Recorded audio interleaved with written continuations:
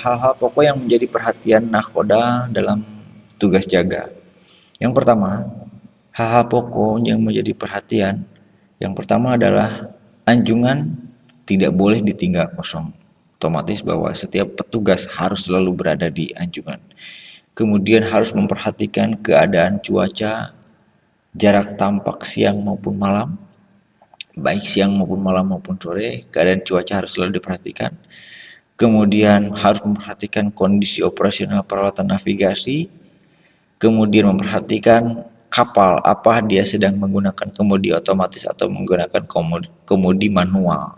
Ini juga harus selalu diperhatikan oleh nakoda dan petugas jaga.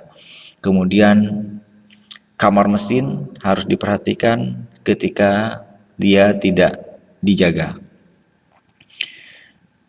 Kemudian keadaan-keadaan khusus yang mungkin saja terjadi sehubungan dengan operasi kapal yang tidak biasanya. Misalnya keadaan khusus adalah ketika sedang dalam operasi penangkapan ikan, atau misalnya sedang melakukan perbaikan di tengah laut, maka ini juga harus menjadi perhatian nakoda. Yang keempat adalah prinsip utama dalam tugas jaga, yaitu adalah perlindungan lingkungan laut. Di mana dalam perlindungan lingkungan laut ini, setiap anggota tugas jaga harus memahami dan menyadari sepenuhnya akibat yang timbul apabila terjadi pencemaran. Dengan demikian, maka para petugas jaga, bukan hanya para petugas jaga, tapi para awak kapal semua harus bertanggung jawab terhadap lingkungan laut pada umumnya, sehingga laut menjadi tetap bersih, tidak tercemar.